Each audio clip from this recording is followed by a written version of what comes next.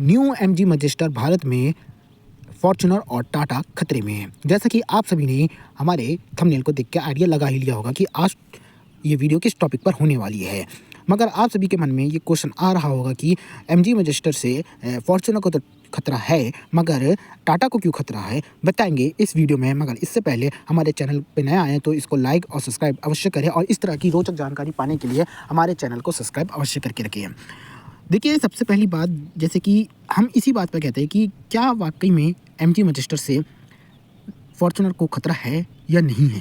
देखिए, जैसा कि आप सभी जानते हैं कि एमजी मैजिस्टर से पहले बहुत सी कार्स आई जो फॉर्च्यूनर को टक्कर देने की कोशिश करती रहीं। सबसे पहले तो इंडिवियर आई थी, उसने टक्कर दी भी थी, फिर अनफॉर्चुनेटली वो कंपनी ही बंद हो चुकी। फिर उसके बाद महिंद्रा ने भी ट्राई किया और अभी भी जो एमजी की ग्लॉस्टर है वो भी काफ़ी ट्राई करती है उसको टक्कर देने की, मगर अभी तक टक्कर क्यों नहीं दे पाई। और क्या ये वाकई में एमजी मैजिस्टर फॉर्च्यूनर को टक्कर दे पाएगी? तो उसका सीधा सवाल जवाब है मेरी नज़रियों में, हाँ, एमजी मैजिस्टर फॉर्च्यूनर को टक्कर देगी। क्योंकि इंडिया में जब इंसान इस सेगमेंट में जाता है या फिर जो जिस माइंड सेट के लोग इस तरीके की कार खरीदते हैं ना, वो देखते हैं रोड पर्सन्स। ठीक है, उनको फीचर से कोई मतलब नहीं होता, उनको एक किसी इंजीनियरिंग से कोई मतलब नहीं होता, उनको एक भौकाल चाहिए होता है। जैसे कि मैं आप सिंपल शब्दों में आप समझो कि जो स्कॉर्पियो एन है वो इतनी पॉपुलर क्यों हो रही है, क्योंकि जो उसकी जो हाइट है वो फॉर्च्यूनर से ज़्यादा है। तो जब स्कॉर्पियो एन लॉन्च हुई तो उसकी रोड परसेंट काफ़ी अच्छी दिखी, तो लोगों ने वो खरीदना धड़ल्ले से चालू कर दिया। आज हाल ये है कि Scorpio N per month 15,000 plus अपनी यूनिट्स को सेल करता है। तो इससे क्या पता चलता है कि इंडिया में लोगों को भौकाल चाहिए, तो वो भौकाल फॉर्च्यूनर का है। और मगर अगर आप इसको देखोगे ना, ये आपको भली वीडियोस में, फ़ोटोज़ में आपको उतनी अच्छी नहीं लग रही है, मगर रियलिटी यही है कि इसकी रोड परसेंट बहुत ज़्यादा है।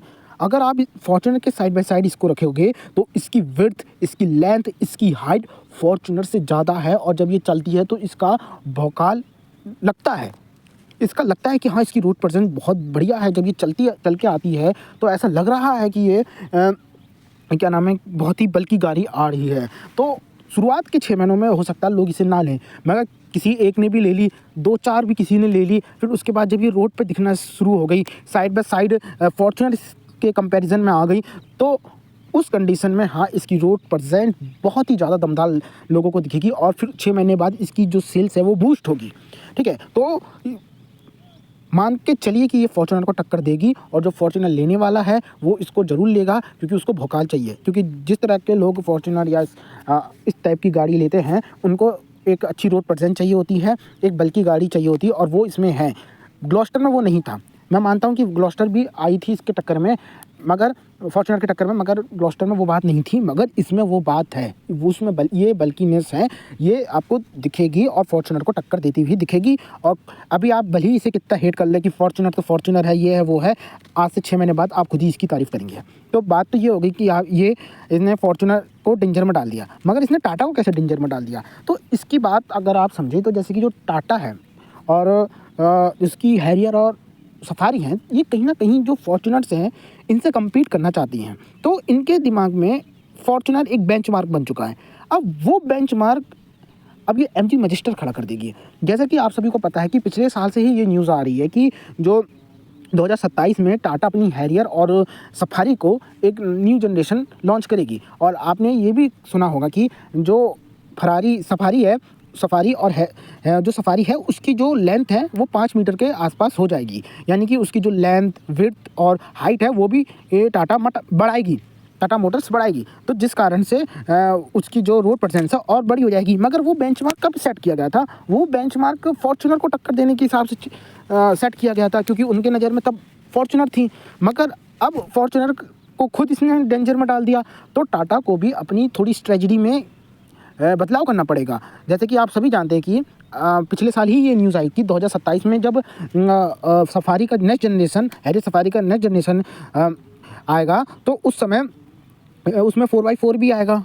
ठीक है, और उसमें प्योर एसयूवी वाली फीलिंग आएगी।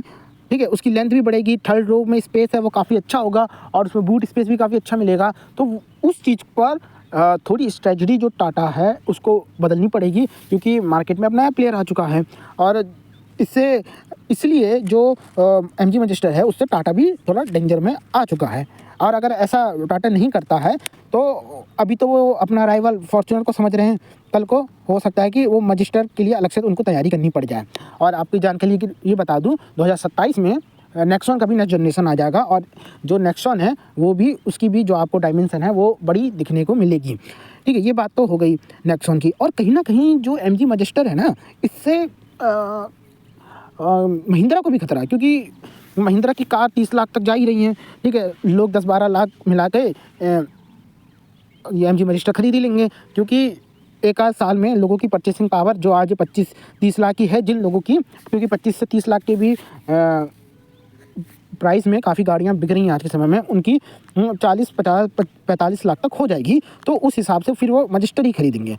ठीक है, और ऐसी बातें निकल के भी नहीं आ रही कि XUV 700 या फिर स्कॉर्पियो का कोई नेक्स्ट जनरेशन आ रहा हो। अभी आपने देखा कि इस XUV 700 का 7XO नाम से एक फेसलिफ्ट आया है, और स्कॉर्पियो एन के भी फेसलिफ्ट की तैयारी चल रही। तो फेसलिफ्ट में ज़्यादा कुछ नहीं होता है, कि आपको भी पता है, थोड़ा इंटीरियर चेंज होता है, थोड़ा एक्सटीरियर चेंज होता है, डिज़ाइन चेंज होता है, ओवरऑल इंजन में या फिर बॉडी में या फिर हाइट डायमेंशन में कोई ज़्यादा फर्क नहीं पड़ता, वो नेक्स्ट जनरेशन में ही होता है। तो इस तरह से कोई खबर महिंद्रा वालों की तरफ से तो नहीं आ रही। तो हो सकता है कि महिंद्रा भी डेंजर में चले जाए, क्योंकि एक और महिंद्रा को झटका और इसलिए लग रहा है क्योंकि महिंद्रा SUV में ही खेलती है।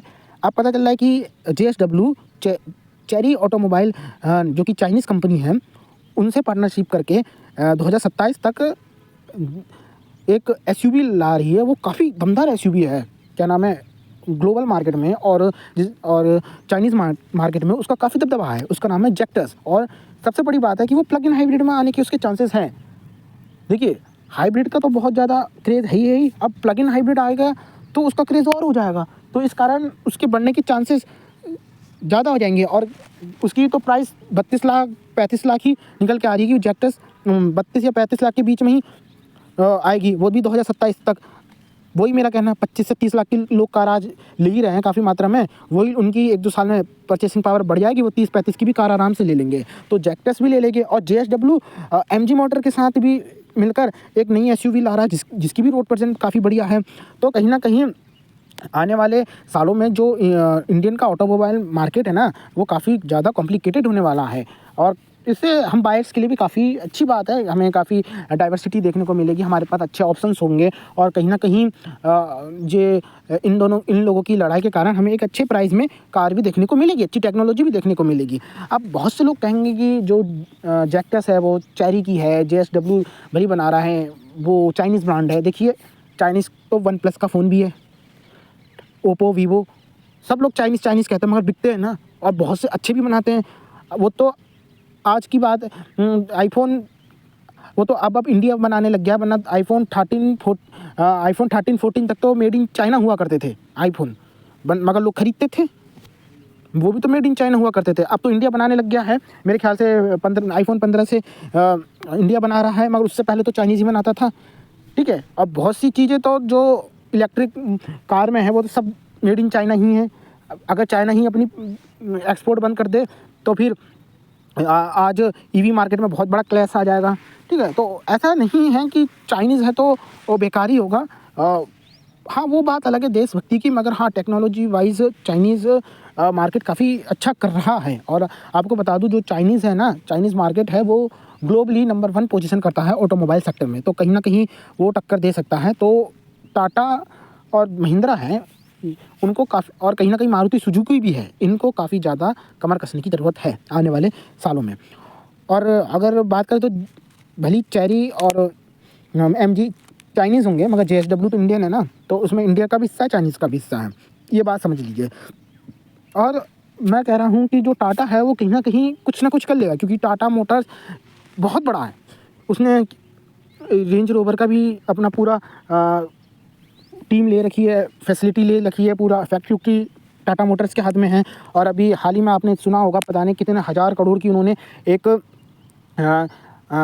यूरोपियन ट्रक कार कंपनी को भी ख़रीदा, तो उनकी भी टेक्नोलॉजी उनके पास है। तो कहीं ना कहीं टाटा का तो पल्ला भारी लग रहा है, मगर महिंद्रा का मुझे नहीं पता, और अगर आपको कुछ आइडिया हो तो आप बताना, क्योंकि जिस ग्लोबल लेवल की जो टेक्नोलॉजी है वो टाटा के पास तो है, और महिंद्रा के पास इस तरह की टेक्नोलॉजी है या नहीं है उस पे मुझे संशय हो रहा है। क्योंकि आपने फार्मूला ई भी देखा होगा, बहुत सी चीज़ें हैं वो महिंद्रा शोकेस करता है, मगर जहाँ तक मेरा मानना है वो टाटा के मुकाबले महिंद्रा के पास इस लेवल की टेक्नोलॉजी या फिर रिसर्च एंड डेवलपमेंट डिपार्टमेंट इतना बड़ा नहीं है, ग्लोबल लेवल का नहीं है। तो महिंद्रा को भी इसमें बहुत काम करना पड़ेगा, और कहीं ना कहीं टाटा जो है उसको चाइनीज़ कंपनियों से बिहेवियर रहना पड़ेगा। और MG मैजेस्टर लग रहा है कि भौकाल मचाएगी, और ये आप 6 महीने बाद खुद दिखेंगे। तो कैसी लगी आपको आज की वीडियो ज़रूर बताइएगा, और इस तरीके की वीडियो पाने के लिए हमारे चैनल को सब्सक्राइब ज़रूर करिएगा। देखिए, आप सब्सक्राइब नहीं करते हैं हमारे चैनल को, देखते हैं पसंद आती हैं आपको ये वीडियो, लाइक करते हैं मगर सब्सक्राइब नहीं करते हैं, तो लाइक और सब्सक्राइब ज़रूर करिएगा। मिलते हैं ऐसी वीडियो पाने के लिए, और किस टॉपिक पर आप वीडियो चाहते हैं कमेंट में ज़रूर बताइएगा। धन्यवाद।